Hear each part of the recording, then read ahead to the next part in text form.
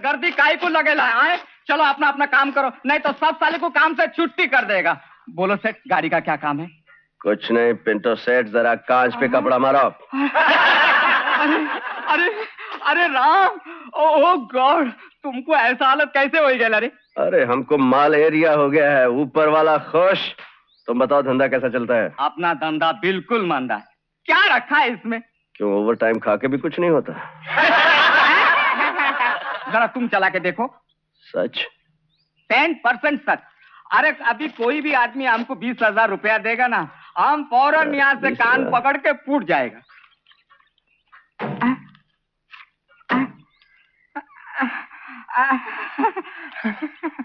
अरे देखता क्या, कान पकड़ और फूट। अरे राम, तुम साला मस्करी काय को करता है? अरे मस्करी किस बात का? ये ले 5 और 25 ग्राज अपना। सच? सच? थैंक यू बोल साला।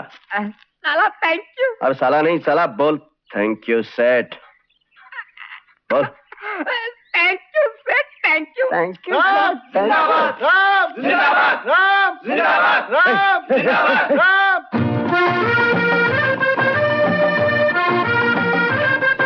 यहाँ तो पारसी बुढ़ा रहता था ये। अरे वो बुढ़ा तो गया, ये माँ और बेटी नई आई हैं।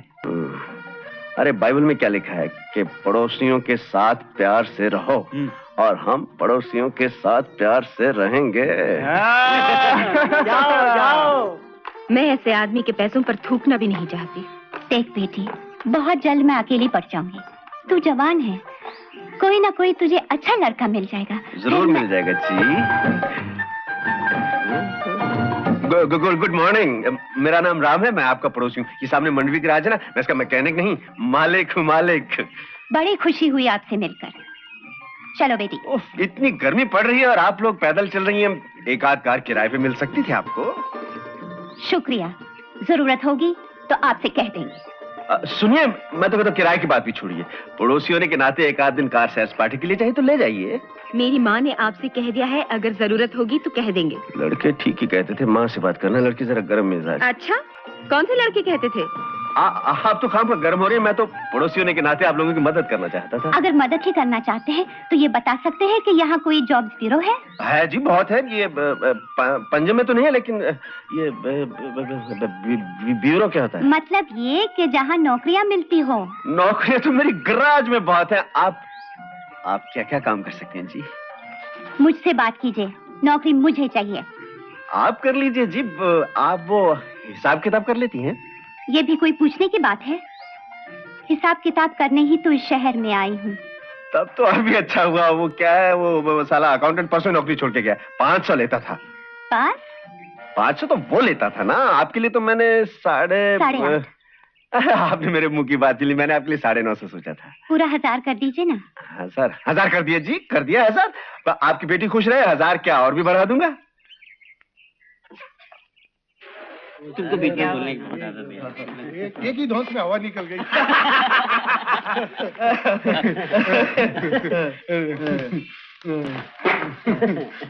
क्या हुआ, टायर निकल गया और गाड़ी में से छलांग मारी।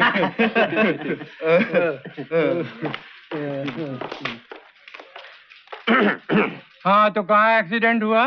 जी एक्सीडेंट नहीं, चोरी हुई। चोरी हुई? जी। अभी तो आपने लिखाया था कि एक्सीडेंट हुआ। जी वो मैंने लिखाया था। आपने लिखाया था? तो आप कहाँ से बीच में टपक पड़े? जी मैं टपक नहीं पड़ा, मैं बहुत देर से यहाँ खड़ा हूँ। आप खड़े हैं तो क्या मैं बैठा हुआ हूँ? जी आप बैठे नहीं हैं, मगर बैठ जाइए। Thank you. मेरे घर में चोरी हुई है, मैं रिपोर्ट लिखाने आया हूँ। देखिए, मैं एक रिपोर्ट लिख रहा हूँ, आप नंबर से आइए, जाइए वहां जाकर बैठिए। जी। हाँ, तो कहाँ चोरी हुई? चोरी नहीं जी, एक्सीडेंट हुआ है। एक्सीडेंट हुआ? अरे अभी तो आपने लिखा है कि चोरी हुई। जरा फिर से पढ़ के देखिए। अरे हाँ, एक्सीडेंट हुआ। हाँ, तो कहाँ एक्सीडेंट हुआ? नेहरू ब्रिज।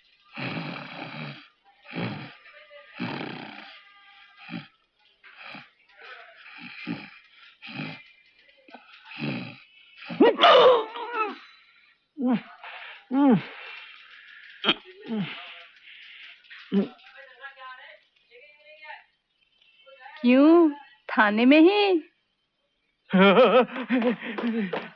सॉरी। अरे प्रोफेसर साहब आप?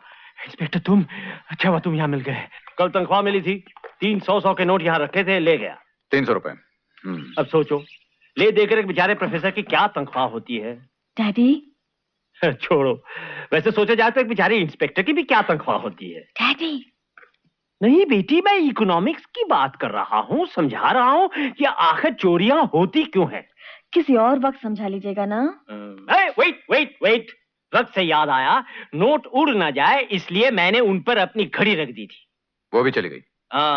अब देखो घड़ी के बगैर प्रोफेसर की क्या हालत होती है। आज मेरा पहला लेक्चर था 9 बजे, मैं 8 ही बजे पहुंच गया। दरबान घूर घूर कर देख रहा था। मेरा दूसरा लेक्चर था 10 बजे, मैं 11 बजे पहुंचा। लड़के सब बाहर आ रहे थे। Daddy please. देखो भैया, बाकी बात मैं आपको डिटेल में नहीं समझा सकता क्योंकि ये बीच में डैडी डैडी बोलने लगती। एक ट्रांजिस्टर चोरी हुआ, एक पेन चोरी हुआ, और इसका जो चोरी हुआ इसी से पूछ लो। आइए, मेरे सोने की चूड़ियां चोरी हो गई, उसकी रिपोर्ट लिख लीजिए। ये आपका बेडरूम है? जी हाँ। और ये आपका बेड? जी हाँ। क्यों? मतलब ये कि आप इस पर सोती हैं। तो बेड पे और क्या किया जाता है? नहीं, कहने का मतलब यह है कि आप अपना सर उत्तर की तरफ रखकर सोती हैं या दक्षिण की तरफ? जरा आंख खोलकर देखिए, सिरहाना उत्तर की तरफ है या दक्षिण की तरफ? नहीं, सिरहाना तो उधर रखा है, लेकिन वो उत्तर है या दक्षिण है मैं कैसे जानूं? क्या मैं पूछ सकती हूँ कि इसका चोरी से क्या लेना देना? नहीं, चोरी से इसका कोई लेना देना नहीं। ये तो मैं अपनी पर्सनल जानकारी के लिए पूछ रहा हूँ। पर्सनल जानकारी के लिए? कुछ और पूछना है तो मैं डैडी को बुलाऊं? नहीं, डैडी को क्यों परेशान करती हैं आप? हाँ, तो वो चूड़ियां कहाँ से गायब हो गई? रात में बहुत थकी हुई थी तो मैंने अपनी चूड़ियां उतार कर सिरहाने के नीचे ऐसे फेंक दी। एक चूड़ी गिलाफ के अंदर चली गई थी, वो बच गई। बाकी 5 जो यहाँ पड़ी हुई थी वो गायब हो गई। देखूं? क्या देख रहे हैं आप? चूड़ी। अभी तक क्या इस गिलाफ में पड़ी रहेगी? टॉप? हो।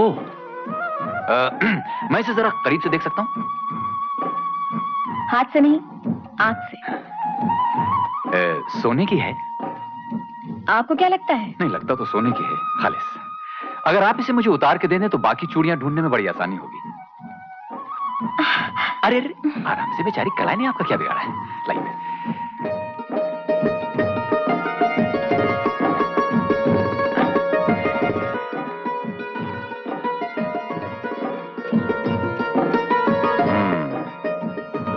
खालिस। लाओ भाई, ये लीजिए। हमारी भी तनख्वाह दे दो।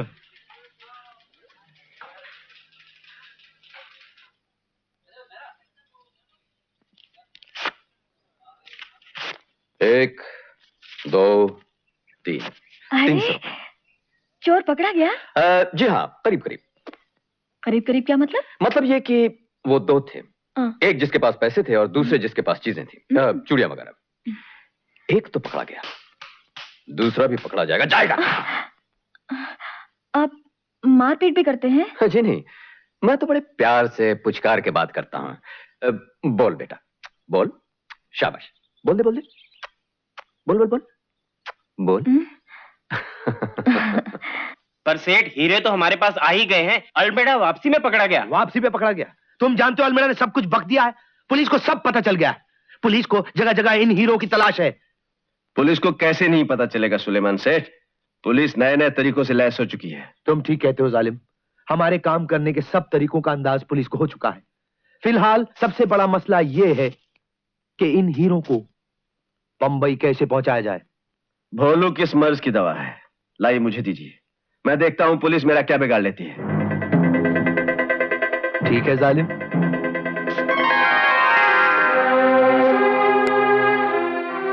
क्या दाम लगाओगे?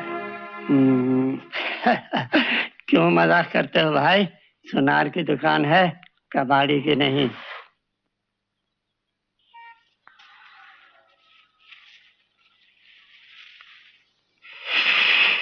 इनका बोलो। इसको खरीदने की हमारी ताकत नहीं। नजर अच्छी है तुम्हारी। ये काम करोगे हमारा? फरमाइए। ये जो नकली हीरे हैं इसमें, इनको निकाल दो और ये जो असली हैं इनमें जड़ दो। और बाकी के जो नकली हीरे बचे उनका हूबहू ऐसा ही सेट बना दो। बन जाएगा।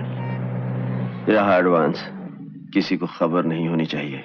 अगर चाहते हैं किसी को खबर ना हो तो फोन पिछले दरवाजे से छू हो जाइए। क्यों? सामने के दरवाजे से पुलिस आ रही ये है। भाई कहाँ से आ गया? देखो कल आ रहा हूँ, काम हो जाना चाहिए।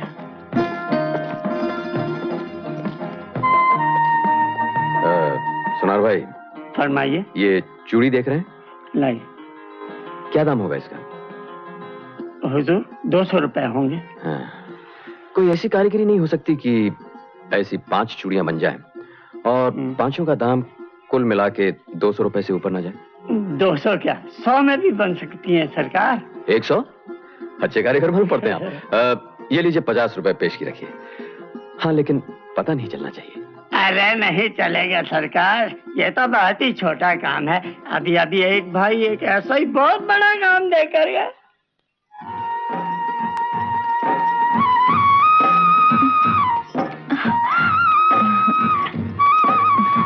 अब हाथ छोड़िए। जी। भगवान करे आपको लंबा ऊंचा बढ़िया वर मिले। जी क्या कहा? जी मैं कुछ नहीं करता, मौसी कह रही थी। इंस्पेक्टर, अरे भाई पैसे तो तुम बड़े आड़े वक्त पर दे गए, लेकिन वो ट्रांजिस्टर घड़ी पेन का क्या हुआ? मिलेंगे? जी डैडी, मेरी चूड़ियां मिल गई। चूड़ियां मिल गई? अरे वाह, ये हुई मुस्तैदी। इंस्पेक्टर, तुम जैसे एफिशिएंट और ईमानदार लोग इस कंट्री में मौजूद हैं, तब तो इस कंट्री का फ्यूचर बहुत ब्राइट है। मैं तो समझता था इस कंट्री का कोई फ्यूचर ही नहीं है लेकिन अब तो है। मेम साहब, आई एम सॉरी मेम साहब, मेरे को माफ कर दो मेम साहब, माफ कर दो। क्या हुआ? एक तो माइकल बीमार, ऊपर से तू 4 दिन सफाई करने नहीं आई। मेरे को बिल्कुल मालूम नहीं था मेम साहब। क्या? वो माइकल। क्या हुआ माइकल को? उसने मेरे से शादी का प्रॉमिस किया था मेम साहब। मेरे को खुश करने के लिए उसने ये चूड़ियां चुराई थी आपकी। तो चोरी माइकल ने की थी? हाँ मेम साहब, सब पैसे का दारू पी गया, पेन घड़ी रेडियो सब बेचकर खा गया। मेरे को मालूम पड़ा, आई शॉक्ड। मैं बोली जाना मेम साहब से माफी मांग ले, ये चूड़ियां वापस करके। वो तो मुझे भी धोखा देकर भाग गया मेम साहब।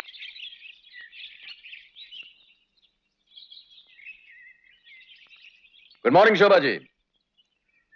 इतवार के दिन यहाँ का वातावरण काफी शांत रहता है ना? शांत? अशांत होने में ज्यादा देर नहीं लगेगी। ये पेन, ये फाउंटेन पेन भी मिल गए। लेकिन ये तो 4 हैं। आप पहचानिए आपके डैडी का इसमें कौन सा पेन है? आप ही बताइए ना। मैं कैसे बता सकता हूँ? क्यों? चोर से नहीं पूछा? जी। अच्छा ये बताइए, ये कितनी चूड़ियां हैं? 5। और ये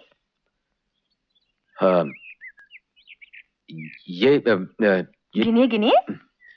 जी गिनता हूँ। 1 2 3 च नहीं, 6 जी 6 और 5 11 होनी कितनी चाहिए? 6। तो 11 कैसे हो गए? 11 देखिए। और डैडी समझते हैं कंट्री का फ्यूचर बड़ा ब्राइट है। वो तो है ही। शर्म करो, मैं आज के बाद तुम जैसे बेईमान आदमी की शक्ल नहीं देखना चाहती। देखिए मेरी बात सुनिए, आप मुझे गलत समझ बैठी हैं। मैं इतना बुरा आदमी नहीं हूँ। बुरा आदमी नहीं, तुम जैसा मक्का धोखेबाज झूठा मैंने आज तक नहीं देखा। हाय भगवान, ये काम मुझसे नहीं होगा। नहीं होगा तो क्यों ले लिया ये काम? किसी भले आदमी का धंधा चौपट करोगे तो फिर मैं क्या करूं? क्या करूं क्या? ये जिद छोड़ो, वापस चलो। नहीं मधु, मैंने जिंदगी में कभी हार नहीं मानी। तुम्हारी मर्जी, आज ही तो कल ये नौकरी जाएगी, फिर फाके होंगे। आप कोई सवाल नहीं पूछेंगे तो मैं भी कोई सवाल नहीं पूछूंगा। आपको पैसे की जरूरत है, मुझे एक अच्छे काम करने वाले की। 5000 पेशगी और 5000 काम हो जाने के बाद। ए मिस्टर, मेरी बेटी को बीच में मत लाओ, मुझसे बात करो। मामा तुम बीच में मत बोलो, मैं बड़ी हो गई हूँ, कमाने लायक हो गई हूँ। अरे इतना बड़ा पैसा दे रहा है, काम जरूर खतरे का होगा। खतरा सारा मुझ पे, आपकी बेटी पे आंच नहीं आएगी, ये वादा रहा। ठीक है, काम समझाओ। मधु। मामा ये पैसे रख लो। आप रख भी लीजिए ना। हाँ, अब क्या करना होगा? मेरा नाम चंदन सिंह है। मेरा नाम मधु। मधु बहुत मीठा नाम है। नहीं, मधु या मधुमक्खी? तुम्हें शहद नजर आया, सोचा डंक भी दिखा दूं। चलो ऐसा बराबर हुआ। दोस्ती? दोस्ती नहीं, सौदा। मेरे पास माल है, तुमसे रुपए लेने हैं। आओ।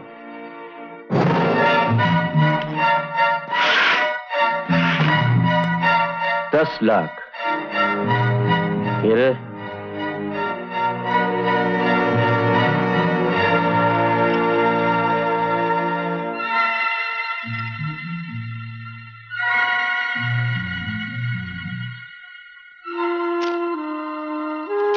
इस माल का सौदा तो सेठ सुलेमान के साथ हो गया था, इसका सौदा किसके साथ होगा? जवाब दोबारा चाहिए? तुम जवाब दोबारा दो, हम सवाल दोबारा करेंगे।